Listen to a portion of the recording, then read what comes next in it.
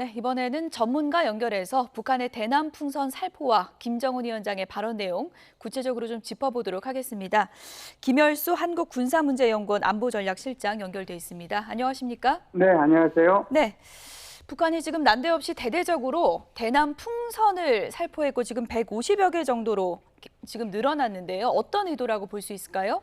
예, 아무래도 이제 이것은 이제 한국에서 자유북한 운동연합이 있거든요. 그 예. 자유북한 운동연합이 5월 10일 날 대북 전단 30만 장하고 K-팝 트로트 동영상이 저장된 USB 2,000개가 포함된 대형 풍선 20개를 북한으로 보냈거든요. 예. 아마 여기에 대해서 북한의 김강일 북한 국방성 부상이죠. 우리말로 하면은 국방부 차관인데요. 이 사람이 5월 26일 날 조선중앙통신 담화를 통해서 여기에 대해서 너절한 물건짝을 살포하고 삐라도 보냈다. 그래서 여기에 대해서 맞대응하겠다라고 얘기를 했는데요. 예. 아마 오늘 어젯밤부터 이렇게 북한이 이렇게 풍선을 날려보내는 것은 여기에 대한 맞대응 성격이 강하다라고 볼 수가 있습니다. 시점을 어젯밤으로 특정한 건 뭐 의미가 있다고 보십니까? 네, 어젯밤으로 이제 특정한 것은 아무래도 예. 북한이 정찰위성 두 번째 발사에 사실상 실패했잖아요. 예. 그래서 아마 거기에 대한 것이 좀 포함이 되지 않았는가, 거기에 대한 불만을 한국 쪽으로 이렇게 표시한 것이다, 이렇게도 볼 수가 있겠죠. 예. 150여 개 정도로 지금 늘어난 상황입니다. 그런데 이제 네. 특징이 어떤 뭐 선전 문구 이런 종이가 들어있는 게 아니고 오물이 지금 매달려 있었다 그러잖아요. 네네. 이렇게 오물을 실어서 보내는 거는 좀 이례적인 것 같기도 한데 어떻게 보십니까? 네, 예, 뭐 북한이 이제 오물 실어 보낸 것은 처음은 아니고요. 예. 2016년에도 풍선에 오물을 이제 넣어가지고 보냈거든요. 예. 그리고 이제 2016년부터 2018년도 사이에도 북한은 풍선을 보냈을 때 그 풍선에 오물들이 있었고 어떤 것은 자동차 위에 떨어져 가지고 자동차가 파손되기도 했어요. 아마 이렇게 삐라를 포함해 가지고 오물까지 보낸 것은 북한 스스로가 한국이 취하고 있는 이런 것들에 대한 맞대응을 사실상 오물들을 좀 일부러 뭐 한국이 보낸 삐라 같은 것을 오물이라고 판단을 하고 북한 스스로는 정말로 분변 같은 것을 포함해서 오물을 한국에 포화했다, 이렇게 볼 수가 있죠. 네, 지금 뭐 접경 지역은 물론이고 서울, 경상도, 전라도 그러니까 뭐 전국적으로 곳곳에서 발견되고 있는 상황인데 이렇게 네. 넓게 퍼지게 한 거는 좀 의도한 거라고 보십니까? 네, 아무래도 이제 북한 스스로가 판단할 때는 전국에서 이걸 수거하는데 아마 많은 그 노력이 들 것이다라고 김강일 북한 국방성 부상이 얘기하기도 했는데요. 예. 지금 사실상 이게 북서쪽, 그러니까 북동쪽, 북서쪽 이렇게 바람이 불게 되면 예. 한국 쪽으로 이게 내려오게 되거든요.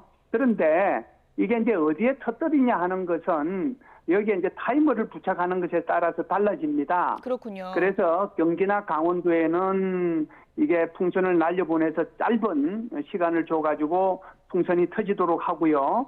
그 다음에 이제 충청도나 저 밑에 있는 경상도나 이런 데까지 날아가는 것은 타이머를 좀 길게 해가지고 터지도록 이렇게 조정을 하는 것들이기 때문에 그래서 전국적으로 이게 지금 발견되고 있지 않은가, 이렇게 봅니다. 지역별로 가는 것이 굉장히 좀 치밀하게 계산된 것이다. 이렇게 얘기를 해주신 건데 저는 이번에 이제 풍선이 전국 곳곳에 난데없이 날아드니까 좀 걱정되기도 하는 게 이거 나중에 테러에 이용하는 거 아니야? 이런 걱정도 들더라고요. 네, 그렇습니다. 이제 풍선이라고 하는 것이 우리가 남북한에는 이제 계속해서 삐라 보내고 USB 보내고 거기에 이제 1달러짜리 이렇게 포함해서 우리도 북쪽으로 보내고 북한에서는 이제 우리 한국 쪽으로 여기 삐라도 보내고 또 오물 같은 것을 보내고 그랬는데 이런 것들 말고 이제 세계적으로 보면 중국의 이 풍선의 기구죠. 그 기구가 대만 상공을 또는 미국의 본토까지 이렇게 가가지고 미국 전역을 이제 촬영하고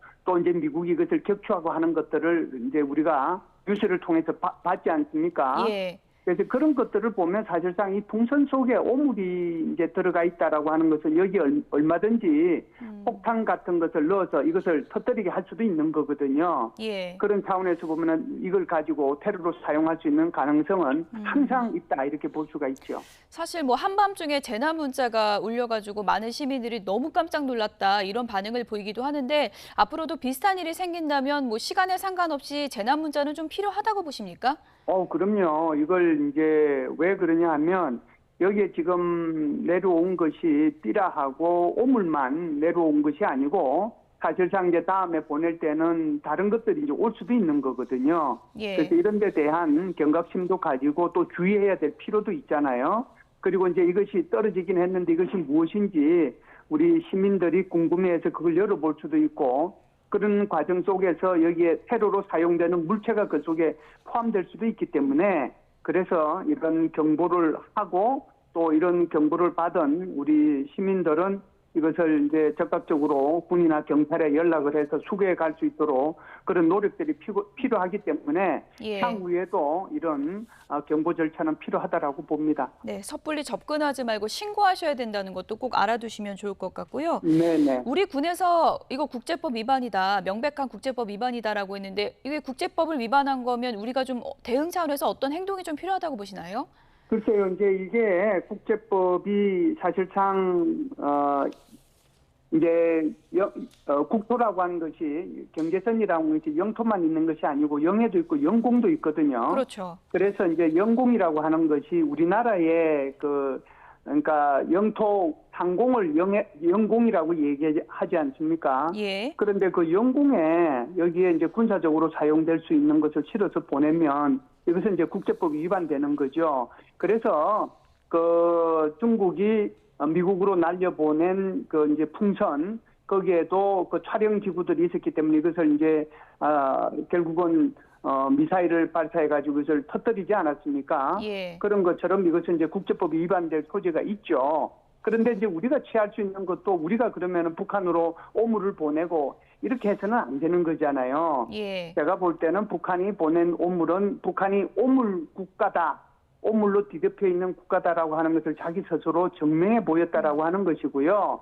북한이 이런다고 해서 우리가 그 속에다가 무슨 오물이나 폭탄을 절대로 보내면 안 되죠. 그렇겠죠. 한국은 예. 북한 주민들한테 주민들이 진실을 알 수 있도록 그 진실에 관한 내용 위주로 USB도 보내고 드라마도 보내고 K-팝도 보내고 또 전단지도 보내야지 여기에 북한에 보낼 때 무슨 뭐 오물이나 이런 것들을 보냈으면 절대로 안 된다라고 봅니다.